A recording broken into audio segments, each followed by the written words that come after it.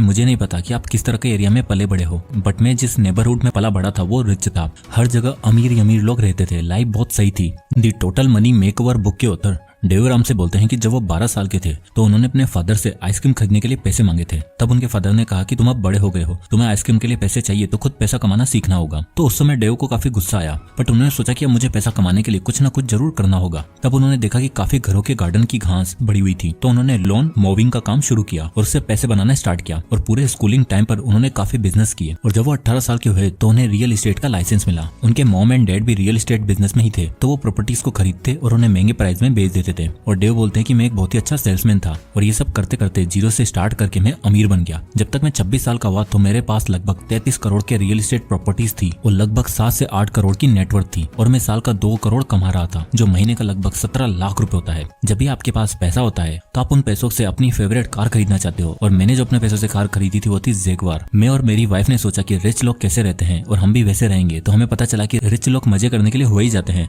तो हम भी वेकेशन पर हुआई में चले गए। बट ये सक्सेस ज्यादा दिन तक नहीं चली। उन्होंने जिस बैंक से लोन ले रखा था उस बैंक को एक बड़े बैंक ने एक्वायर कर लिया था और उन्हें नोटिस आया कि अगले 90 दिनों के अंदर $2 मिलियन का डेट उन्हें पे करना है। और डेव ऐसा नहीं कर पाए, इसलिए उन्होंने बैंकरप्सी फाइल करी और वो कंगाल हो गए। वो बोलते हैं कि मिलियनियर बनने के बाद और इतना सब कुछ होने के बाद भी मैं सही से पैसों को नहीं समझ पाया और ब्रोक हो गया। फिर डेव की लाइफ में कुछ ऐसा होने लगा जिससे कि एक टाइम पर कंगाल होने के बाद भी आज उनकी नेटवर्थ लगभग $200 मिलियन हो चुकी है। डेव बोलते हैं कि मैंने मेरी लाइफ में ये 5 मनी के रूल्स को सीखा और उन्हें फॉलो किया, जिसने मेरी बर्बाद होती लाइफ को वापस से ट्रैक पर ला दिया। और कोई भी इंसान इन रूल्स को फॉलो करता है तो वो कभी भी गरीब नहीं रह सकता है। तो आइए जानते हैं इन 5 अमेजिंग रूल को। तो आता है rule number 1, get on A budget. किसी महान इंसान ने कहा है कि don't build the tower without first counting the cost. मतलब कि अगर आप एक बिल्डिंग बनाने जा रहे हो और आपको पता ही नहीं है कि कॉस्ट कितने आने वाली है, तो एक ऐसा टाइम आएगा जब आप उस बिल्डिंग को आधा तो बना चुके होंगे, बट बची आधी बिल्डिंग को बनाने के लिए आपके पास पैसे ही नहीं बचने वाले हैं। डेव बोलते हैं कि आपको पता होना चाहिए कि आपका एम क्या है, आपका टारगेट क्या है। अगर आप 1 करोड़ का घर बनाना चाहते हो तो आपके पास उसका ब्लूप्रिंट होना चाहिए। आपको पता होना चाहिए कि आपके घर में कमरे कितने होंगे, किचन कहाँ पर होगा, घर का वेंटिलेशन कैसा होगा।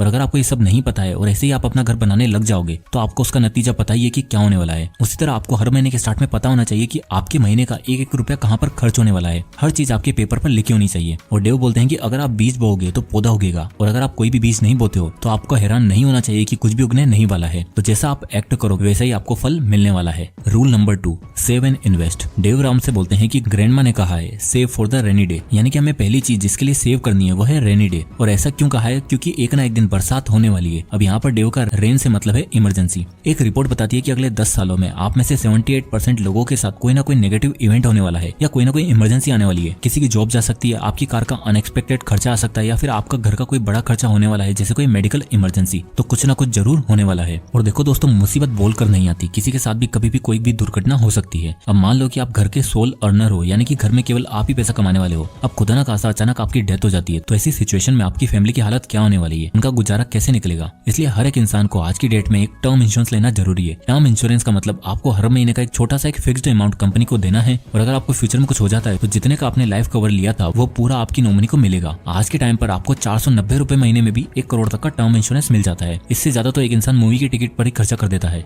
अब दूसरी चीज जिसके लिए आपको सेव करना है वो है पे कैश फॉर द थिंग्स। जब आप चीजों को कैश में बाय करते हो तो इसका मतलब आपके पास प्लान है, आपके पास ऑलरेडी बजट है इन पैसों को कैसे खर्च करना है। और इसका मतलब ये है कि आपके ऊपर कोई डेट नहीं है, क्योंकि आपने कैश में पे किया है। और सबसे अच्छी बात कैश में पे करने की ये होती है कि आप उस चीज के ओनर होते हो, आपने पे किया और आपने उस चीज को खरीद लिया। अगर आप लोन लेकर उस चीज को बाय करते हो तो आपको उसकी इंस्टॉलमेंट पे करते करते इतने फ्रस्ट्रेट हो जाते हो कि जब तक उसकी सारी इंस्टॉलमेंट खत्म होती है तब तक आपको उस चीज से नफरत होने लग जाती है, क्योंकि उसकी किस्तें भरते भरते आप परेशान हो जाते हो। और नेक्स्ट थिंग जिसके लिए आप सेव करते हो वो है लॉन्ग टर्म इन्वेस्टमेंट, क्योंकि आप चाहते हो आपके बच्चों की स्टडी अच्छे से हो, आप उन्हें अच्छे अच्छे कॉलेज में भेज सको और चैन से रिटायर हो सको। क्योंकि कोई भी लाइफ में ब्रोक रिटायर नहीं होना चाहता। कोई भी नहीं चाहता कि जब वो रिटायर हो तो उसके पास पैसे नहीं हो। अब चाहे आपका गोल 40 की एज में रिटायर होने का हो या फिर 60 की एज में, आप चाहते हो जब भी आप रिटायर हो तब आप करोड़पति हो, ना कि ब्रोक। अब आता है rule number 3, get out of debt. Dave Ramsey बोलते हैं कि the borrower is a slave of the lender, यानी कि जो पैसा उधार लेता है वो पैसा देने वाले का गुलाम बनकर रह जाता है। वो बोलते हैं कि आपका वेल्थ बढ़ाने का सबसे बड़ा टूल क्या है, वो है आपकी इनकम। एक स्टडी के अनुसार अमेरिका में महीने का एवरेज कार पेमेंट लगभग 50,000 रुपए है, यानी कि एक इंसान हर महीने लगभग 50,000 रुपए कार की ईएमआई भरने में लगा देता है। चलो ये बात हुई अमेरिका की। अगर हम इंडिया को देखें तो एटलीस्ट कार की ईएमआई 15,000 रुपए के आसपास होती है। और अगर आप वो 15,000 रुपए हर महीने किसी भी म्यूचुअल फंड में अगले 30 सालों के लिए इन्वेस्ट कर दो तो आपकी नेटवर्थ अराउंड अराउंड 5.5 करोड़ रुपए हो जाएगी। एक मिडिल क्लास इंसान इन्हीं डेट से घिरा रहता है। कॉलेज में होते हैं तो स्टूडेंट लोन, जॉब लगी तो कार लोन, शादी हुई तो होम लोन। हम हर टाइम इन लोन से घिरे रहते हैं। मैं ये नहीं कह रहा कि हमारे पास अच्छी कार या घर नहीं होना